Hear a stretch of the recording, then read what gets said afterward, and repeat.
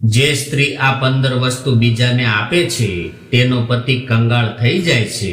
વાસ્તુશાસ્ત્ર અનુસાર કેટલીક વસ્તુઓનો ઉપયોગ ક્યારેય બીજા પાસેથી માંગીને ન કરવો જોઈએ।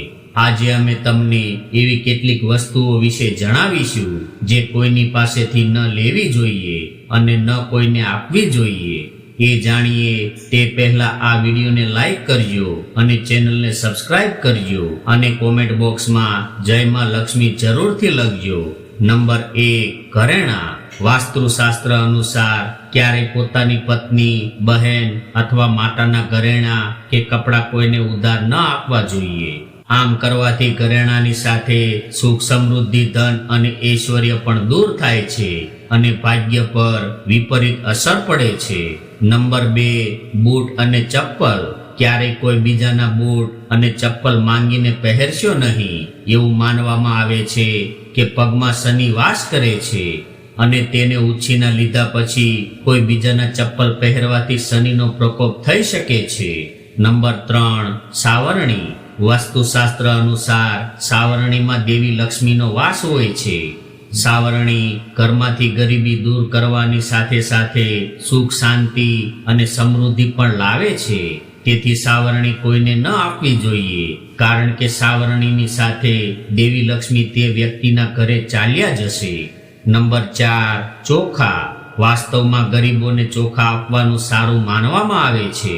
તે બ્રાહ્મણો અને દરિદ્ર નારાયણના ભોજન માટે મંદિરોમાં દાન કરવામાં આવે છે, પરંતુ ઘરમાં રાખેલા ચોખા ઉધાર આપવા અથવા કોઈ વિશેષ હેતુ વિના કોઈને આપવા તે શુભ નથી। વાસ્તવમાં ચોખા શુક્ર ગ્રહ સાથે સંબંધિત માનવામાં આવે છે। જ્યોતિષ શાસ્ત્રમાં શુક્રને ઐશ્વર્ય અને ભૌતિક સુખનો કારક માનવામાં આવે છે। ઘરમાં ચોખા ખાલી થઈ જવાથી અથવા પાડોશીઓના ઉધાર આપવાથી શુક્ર દોષ થાય છે। શુક્રના દોષને લીધે તમને પથારીમાં આરામ નહીં મળે, પરિવારમાં વિવાદો શરૂ થશે અને તમે જીવનમાં આનંદ અનુભવી શકશો નહીં। મન હંમેશા ઉદાસ રહેશે। તેથી ઘરમાં ચોખા ખાલી થાય તે પહેલા તેને મંગાવી લ્યો અને કોઈને ઉધાર ન આપો। જો તમારે દાન કરવું હોય તો પહેલા ઘરમાં ભગવાનને અર્પણ કરો અને પછી કોઈ જરૂરિયાતમંદ વ્યક્તિને દાન કરો। એકવાર ભગવાનને સમર્પિત થઈ જાય તે પ્રસાદી બની જાય છે જે કોઈને પણ આપી શકાય છે। નંબર 5, ઘડિયાળ। વાસ્તુશાસ્ત્ર અનુસાર ઘડિયાળનો સંબંધ સારા કે ખરાબ ભાગ્ય સાથે હોય છે, એટલા માટે આ કોઈને ન આપવી જોઈએ, કારણ કે આમ કરવાથી તમારું સૌભાગ્ય આ વ્યક્તિ પાસે જઈ શકે છે। આવી સ્થિતિમાં તમારા જીવન પર વિપરીત અસર પડી શકે છે। નંબર 6, હળદર। જ્યોતિષ શાસ્ત્ર અનુસાર હળદરનો સંબંધ ગુરુ સાથે છે।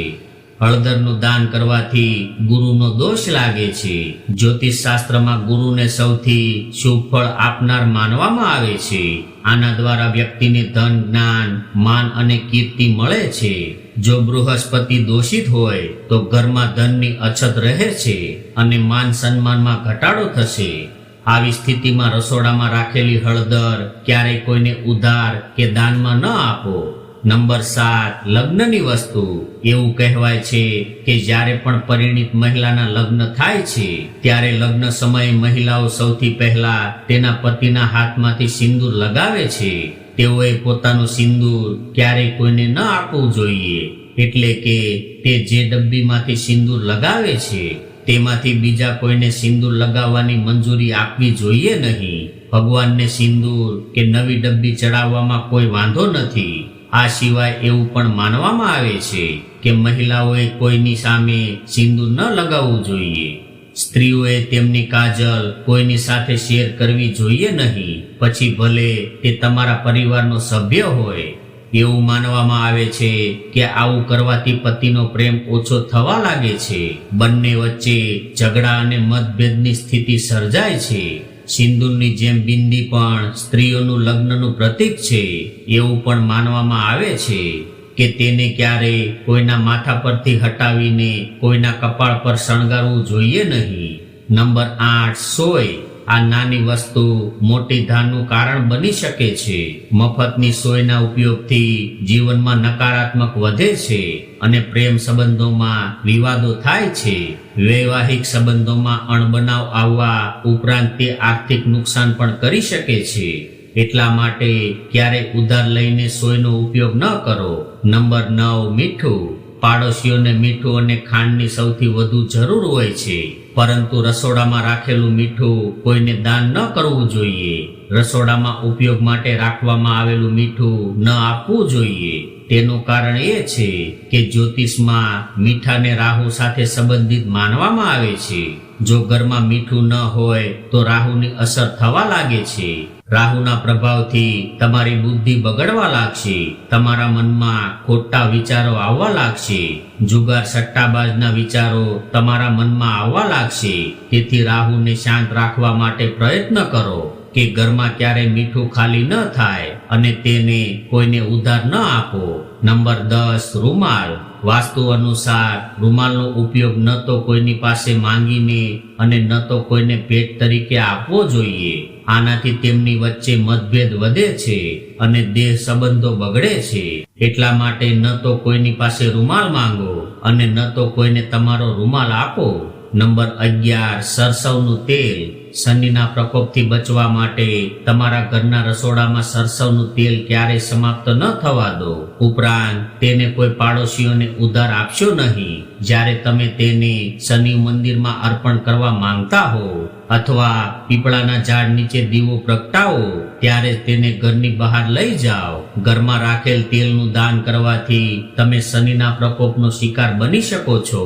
શનિના પ્રકોપની નિશાની બિનજરૂરી ટેન્શન, દરેક કામમાં અવરોધો કે પૂર્ણ થયેલ કામ બગડવું. આવી સ્થિતિમાં શનિને શાંત કરવાનો ઉપાય કરો અને ઘરમાં સરસવનું તેલ ખાલી ન થવા દો. મંગળવાર અને શનિવારે ક્યારેય પણ સરસવનું તેલ ન લાવો અને આ દિવસે કોઈને દાન ન કરો. નંબર 12, લોખંડ. લોખંડને શનિદેવ સાથે સંબંધિત માનવામાં આવે છે અને તેને કોઈની પાસેથી મફતમાં લેવું એટલે શનિદેવનો પ્રભાવ વધારવા. તેથી લોખંડનો મફત ઉપયોગ ઘરમાં ગરીબી લાવે છે, જ્યારે લોખંડની માંગ વ્યક્તિને આર્થિક મોરચે નબળી બનાવે છે. નંબર 13, લસણ અને ડુંગળી ન આપવી જોઈએ. જ્યોતિષ શાસ્ત્રમાં કહેવાયું છે કે લસણ અને ડુંગળી સૂર્યાસ્ત પછી કોઈને પણ ન આપવી જોઈએ. તે કેતુ ગ્રહ સાથે સંબંધિત માનવામાં આવે છે અને કેતુ ગ્રહ મેલી વિદ્યા સાથે સંબંધિત છે અને સૂર્યાસ્ત પછી ભૂલથી પણ કોઈને કેટલીક વસ્તુઓ ન આપવી જોઈએ. આવું કરવાથી તમારે દેવી લક્ષ્મીની નારાજગીનો સામનો કરવો પડી શકે છે. નંબર 14, સાંજના સમયે પૈસા ઉધાર ન આપો. જો તમારી પાસે શ્રમતા હોય તો કોઈની મદદ કરવા કોઈ વાંધો નથી, પરંતુ જ્યોતિષીનું માનવું એવું છે કે સૂર્યાસ્ત પછી કોઈને પણ પૈસા ન આપવા જોઈએ. પૈસાનો સીધો સંબંધ દેવી લક્ષ્મી સાથે છે અને સૂર્યાસ્ત પછી પૈસા આપવાથી ઘરમાં બરકત આવવી બંધ થઈ જાય છે. નંબર 15, રસોડાની વસ્તુઓ. ઘરના રસોડામાં રાખવામાં આવેલી વસ્તુઓનો સીધો સંબંધ ભાગ્ય સાથે હોય છે. આવી સ્થિતિમાં રસોડામાં રાખેલી કેટલીક ખાસ વસ્તુઓ બીજાને આપવાનું ટાળવું જોઈએ. આમાં તવા, ચીપીઓ અને વેલણ વગેરે છે. આ વસ્તુઓ બીજાને આપવાથી અન્નપૂર્ણા નારાજ થાય છે. આ સાથે માતા લક્ષ્મી પણ ઘરની બહાર નીકળી જાય છે. તેથી રોટલી બનાવવા માટે વપરાતી વસ્તુઓ કોઈની સાથે શેર ન કરો. અને જો આ વિડીયો તમને પસંદ આવ્યો હોય તો વિડીયોને લાઈક, શેર તથા કોમેન્ટ બોક્સમાં હર હર મહાદેવ અવશ્ય લખો.